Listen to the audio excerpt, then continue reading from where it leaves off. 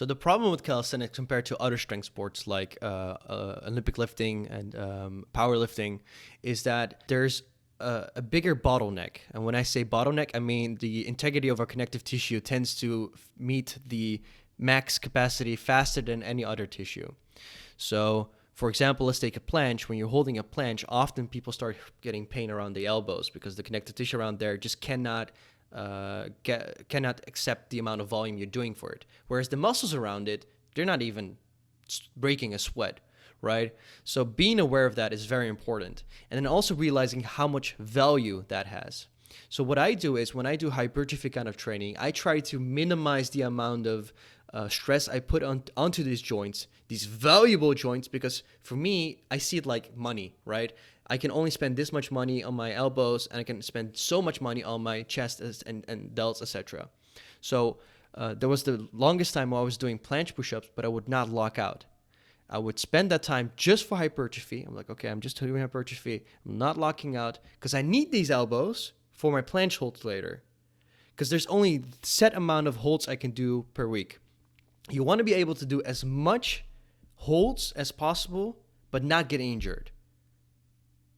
That's the most important thing in calisthenics. You want to be able to max the amount of holds, but not get injured, because you're going to get injured.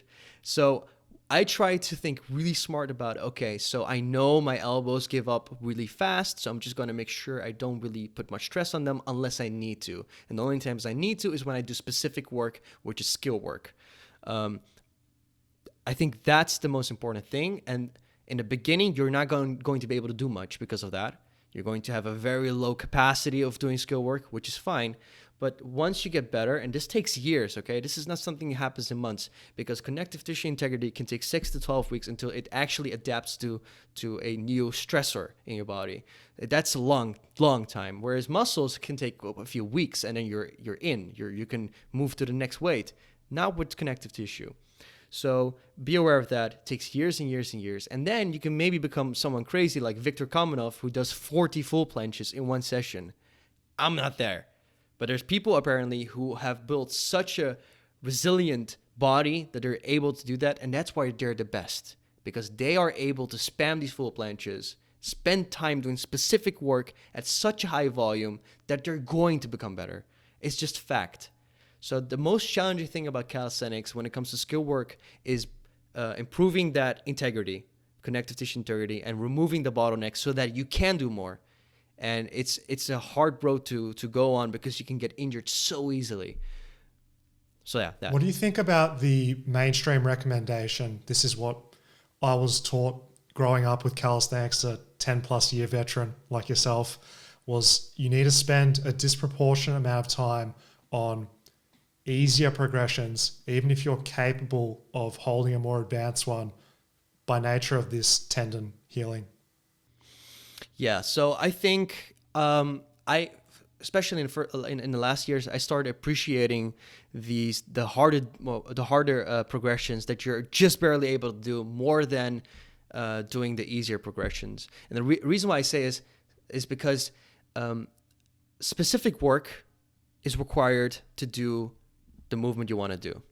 So when you're full planching, the angles are completely different than when you're tuck planching. You want to get as close as possible to the angles that you're doing when you're doing skill work. So the most ideal situation would be to do a lighter version of your body and then do a full planche. With resistant bands, get pretty close to that around the waist, not around the feet, because it messes up the whole balance. But even that's not the best. If there was even a better construction where it would pull very, very like the entire body would pull just the same amount, that would be awesome. But you want to get as close to the angle as possible. So doing a harder progression that you're barely able to do is obviously going to be more specific because it's closer to that angle. So if you can hold the advanced tuck for like 10 seconds and you don't want to do the straddle because you're still working on the advanced tuck, I would say start your session with a few straddle planches. You're not going to ruin your elbows. It's not that much more stress. It's actually volume, the amount of holds that will probably break your elbows versus just 1 or 2 high intensity holds. It's not that much high intense. It's okay. It's not that bad. So do like 1 or 2 holds. Try to really maybe go to a failure. Actually, like there's no reason not to do that because your muscles won't even feel that. And then after that, go back to your simpler progression. Try to do some progressive overload in that, and hopefully you'll see the straddle planche get to the point where your event stuck is, and then you can do the same for full planche and straddle. What is the recommended split that you recommend for most people that works most of the time? When it comes to upper body calisthenics, I split them in 4 things. I split them in horizontal push, vertical push, horizontal pull, vertical pull. That's how I split those movements. And I try to then create a split for these. So you can do like a full body split where you do like all of them on one day. So 3 times a week, you just do all of them, or you can be doing a possibly better approach which is like, okay, on this day I'm going to superset the horizontal push with the vertical pull, and then the day after I'm going to be doing, or the day after I'm going to rest, do some skill work, and then do the 3rd day I'm going to work on the other ones, and you just keep on doing that. But in my experience, what I'm doing now is the full body one, which I do with different rep ranges, and I just do all 4 of them. On paper, it makes sense to do the other approach, but in practice for me, this works better. I cannot explain it, but just to go back, it's important. There's a lot of different ways of doing the split, and it probably doesn't matter as much as we thought it would be. It probably doesn't matter as much, but it is important to at least organize your training in such a way that you're aware there's a vertical push, there's a vertical pull, there's a horizontal push, and there's a horizontal pull. It's important to be aware of that, at least for the upper body. And then for the lower body, there's like the hamstring-based movements, and there's the quad-based movements, which is like deadlift versus squat movements. And just being aware of that, and then splitting it in a at least sensible way, so you're not doing horizontal push, and then doing the other stuff. So at least some sense in there, you're probably going to be progressing. And it's only going to matter like 1-2% to get the perfect amount, like the perfect split. It's only going to matter 1-2%, which is only late for the super competitive athletes. That's not for the average Joe. So don't worry as much. The split doesn't matter as much as you think. Just be aware of what movements you need to be able to hit in a week at least. Yeah, that's so important, as well as the sustainability and also enjoyment. You read something that's optimal, it's the best, it's the bee's knees of calisthenics, it gives you the best results. You stick to it for 2 weeks, you can't keep up with it because you got busy studying or you got work or something like that. That's not going to give you the progress, because as we've been talking about in this podcast, it's about stringing together months, years. So you need to find the split that you enjoy, that you can stick to, and is comprehensive for your goals. That's why it's difficult. We'd love to be here and just say, this split, do this one, it's magic, everyone's going to have a great time, but it's not the case. So having that autonomy and just decision making with your own training is key. Yeah, and the reason why I like the full body split is because of the PR reason I just mentioned. If I'm not going to PR in a pull-up, I might PR in a push-up. You know? As simple as that. I get some PR. And depending on what I get at the gym, I already feel like, yo, my lats are really recovered today. It's gonna be pull-up PR. It's gonna happen. And then I know the push-up probably won't PR because I'm so focused on the pull-up. But yo, I got 1 PR in there. And I keep doing that every day. I always start my workout with a muscle up and a few handstand push-ups as a warm-up. Just so that, and I didn't know I was doing this subconsciously, just to know, yo, this is where I'm at. This is how recovered I am. Because explosiveness is the first thing that gives away when you're fatigued. Then the rest follows. The studies done on that. Speed is the first thing that drops. So there's actually, like, if we were to hyper focus on that, you could actually record yourself probably in slow motion and then see how fast you do the muscle up, and then you could say, yo, I'm fatigued. You could do that, but most people are just able to feel it. And based on that, I can already know, like, this is a PR day. Just based on 1 muscle up, I'm like, PR day. I can just tell, and just knowing that also gets you to PR harder than ever. Yes, that's great advice there, Yada. I don't think that's mentioned enough about using power as a proxy for how hard, I guess, you can approach the session. So just say that someone's not feeling powerful, they're towards of end of a training cycle, would you auto-regulate? Would you push through and try and crush yourself? What do you do?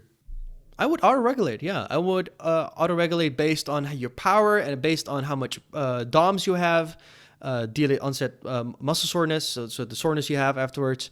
And I would take all that together with all the years of experience. You probably know how far you are in your fatigue, and then just say, you know what? I should stop. I'm going to get injured.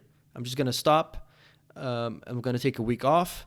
And after that week, I'm going to get really frustrated that I didn't work out for a week. So I'm going to have all that motivation to start again on the Monday and then start this all over again. I think that's a skill that you really have to learn to be able to know where you're at.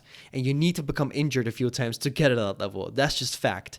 You need to learn to fall before you know what it means, what falling is. That. Because at the end of the day, we all want to make gains, want to become the strongest we can, the best version of ourselves. And through that, I think most people are passionate about doing this stuff, but often that can be to their own detriment. I know I can speak for myself. You realize that you've dug yourself a fatigue hole if you're not making any progress. And the answer isn't just to keep doing more. It's, as you said, having that awareness and the importance of recovery, the importance of restraint is just tremendous. How do we go about determining our optimal recoverable volume and know if we're doing enough or doing too much? Traditional strength training, it's a lot easier because you can just follow your DOMs. You can see if you're not able to progressive overload anymore. You're starting to like stagnate. You're like, I'm not actually able to add stuff. I'm getting tired. I'm less motivated. These are all signs that you are overtraining, right? And just by noting that down for yourself a few times, you're able to find out what is enough and what keeps you going for the longest time. And there's no program out there, no amount of volume that will keep you from deloading. You have to deload every now and then. You just have to find out what's a healthy amount of weeks until you have to deload, which depends. Like for strength cycles, it can be like 4 or 5 weeks and then you have to deload. For mass cycles, it can be up to 12 weeks even, which is, by the way, extreme 12 weeks. So most people are around 6 to 8 weeks. But it's important to know the differences. So knowing what a normal deload is, knowing when you're fatigued, combine those two and you should know how much volume you need. But then there comes the hard aspect of calisthenics where we don't have enough data on to actually find a good way of what is enough. It's connective tissue, because it's a make it or break it thing. You don't feel like these athletes that do multis and then they tear their biceps off.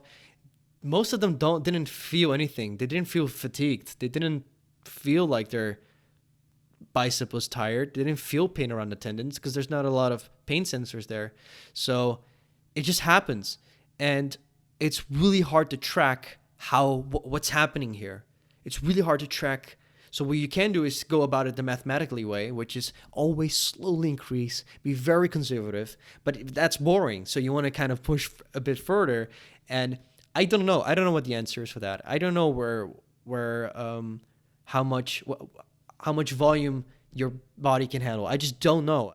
If you enjoyed that, click here for the full Fitness FAQs video. Peace.